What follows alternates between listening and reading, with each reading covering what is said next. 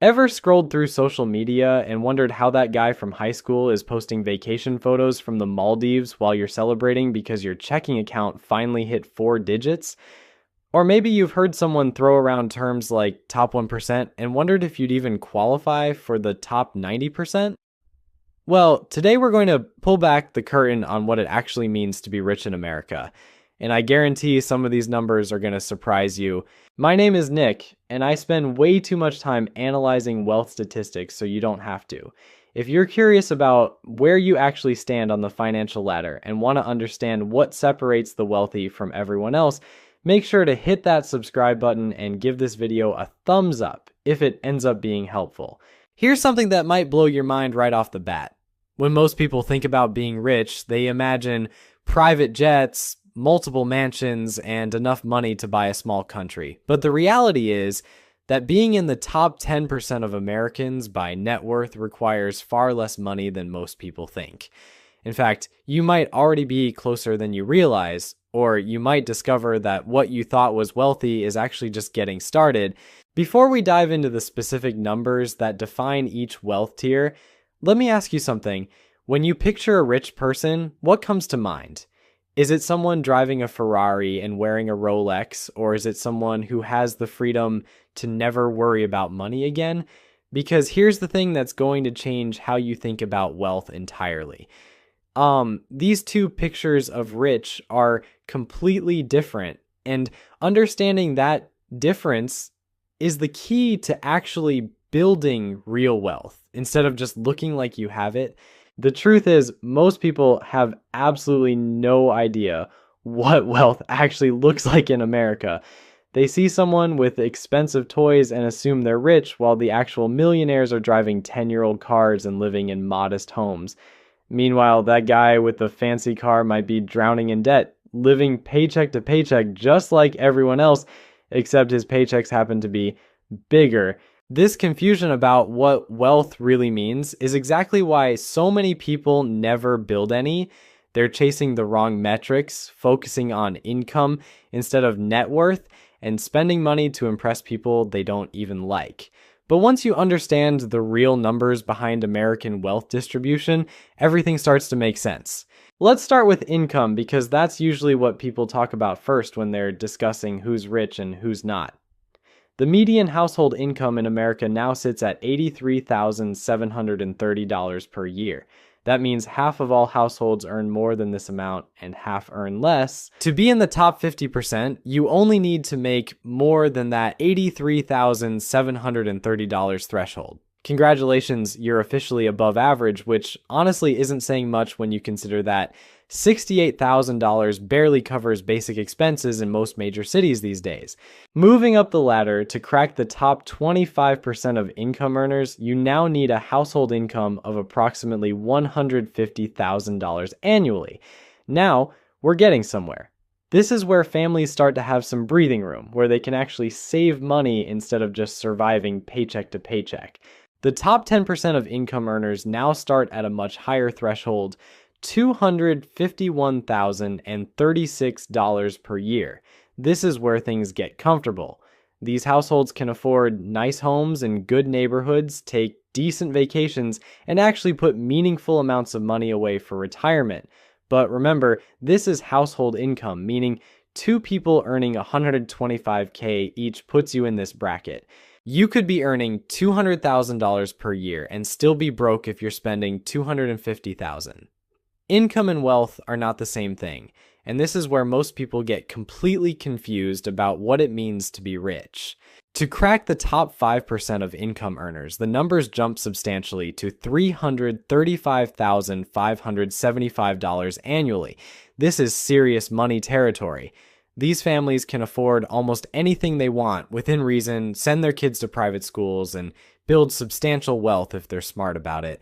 And the top 1% of income earners, they now start at approximately $659,060 per year. This is where income becomes almost irrelevant to daily decision making. But here's a reality check.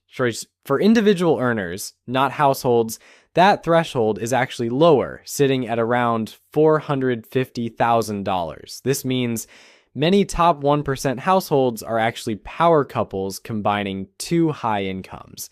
But again, and I cannot stress this enough, high income does not equal wealth. There are people earning 7 figures who are technically broke because they spend 8 figures. There are also people earning modest incomes who have built substantial wealth through consistent saving and smart investing over time. This is why net worth tells a much more accurate story about who's actually rich and who's just pretending to be. Net worth is simply what you own minus what you owe. Add up everything you have, subtract everything you owe, and what's left is your true financial position. The median net worth for American households has risen to about $193,000. Again, half of all households have more than this, and half have less. While this number has gone up, inflation means the purchasing power of that wealth isn't what it used to be. Think about that for a moment. Half of all households under age 35 have a net worth below $39,000. While that is an improvement from a few years ago, it is still barely the price of a reasonable new car. It is certainly not a down payment on a house in most cities. This is why understanding these numbers isn't just interesting, it's absolutely critical for your financial future. To reach the top 50% by net worth, you need more than that $193,000 median. Not exactly impressive, but it puts you ahead of half the country, which is something. The top 25% of households by net worth now starts at approximately $659,000. This is where families start to have real financial security. They own their homes, have substantial retirement savings, and could weather a significant financial storm without going broke. Breaking into the top 10% now requires a net worth of approximately $1.9 million. Now, we're talking about serious wealth. These households have multiple investment accounts, probably own investment real estate, and have built enough assets that money starts working for them instead of the other way around. The top 5% of households by net worth have at least $3.8 million. This is a massive jump from the top 10% tier. At this level, families have genuine wealth that can last for generations if managed properly. And the top 1%? To join this club, you now need a net worth of at least $11.6 million, with some estimates placing the threshold as high as $13.6 million. This is where money becomes almost abstract. The difference between the top 10% and the top 1% is now a gap of roughly $10 million. That is not just a step up, that is a completely different stratosphere of wealth. But here's what makes these numbers even more fascinating. The gap between each tier isn't linear. The difference between being middle class and upper middle class is substantial, but the difference between being upper middle class and truly wealthy is absolutely massive. And this is where most people's understanding of wealth completely breaks down. They think that moving from one tier to the next is just a matter of earning a little more money or saving a little more aggressively, but the reality is that each jump requires fundamentally different strategies, different mindsets, and often completely different approaches to how you think about money. Let's talk about what life actually looks like at each of these levels, because the numbers alone don't tell the whole story. When you're in that bottom 50% by net worth, you're essentially living in financial survival mode. Every unexpected expense is a potential disaster. Like your car breaks down, and suddenly you're choosing between fixing it or paying rent. You're not building wealth, you're just trying not to drown. Moving into the top 50% feels like finally being able to breathe underwater. You have some emergency savings, maybe a small retirement account, and you're not constantly stressed about every dollar, but you're still very much dependent on your paycheck. Lose your job, and you've got maybe a few months before things get scary. The top 25% is where financial stress starts to fade into the background. You own a home, probably have some investments, and you're actually building wealth instead of just treading water. This is what most people think of as middle class success, even though it's actually above average by the numbers. But here's where things get really interesting. The jump from top 25% to top 10% isn't just about having more money. It's about having different kinds of money. These households aren't just saving more of their paychecks, they're generating income from their investments. Their money is starting to work for them, creating what we call passive income streams. At the top 10% level, families often have multiple investment accounts, maybe some rental properties, and they're thinking strategically about tax optimization. They're not just earning money from their jobs, they're earning money from their money. This is the fundamental shift that separates the comfortable from the wealthy. The top 5% takes this concept even further. Like, these households have built enough wealth that their investments are generating substantial income on their own. They might still work because they want to, but they're not entirely dependent on their paychecks for their lifestyle. Their wealth is becoming self-sustaining. And the top 1%, they've essentially escaped the traditional relationship between time and money. Their wealth generates more wealth automatically, often faster than they can spend it. They're not thinking about retirement, they're thinking about generational wealth transfer and philanthropic impact. Now, here's something that's going to mess with your head. The difference in lifestyle between someone making $50,000 and someone making $200,000 is obvious. Better house, nicer car, fancier vacations, but the difference in lifestyle between someone worth $2 million and someone worth $20 million, it's surprisingly subtle. Both families live in nice homes, drive luxury cars, take expensive vacations, and send their kids to private schools. The $20 million family might have a slightly bigger house or take slightly more exotic trips, but their day-to-day lives aren't dramatically different. The real difference isn't in what they buy, it's in their relationship with money itself. The $2 million family still thinks about money regularly. They check their investment accounts. They comparison shop for major purchases. They have a budget. Even if it's a generous one, the $20 million family has transcended most financial decision making.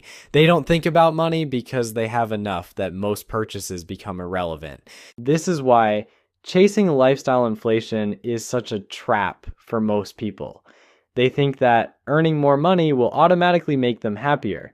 But what actually happens is their expenses just expand to match their income. The guy making 50,000 dreams about making 100,000, thinking it will solve all his problems. Then he makes 100,000 and realizes he needs 200,000.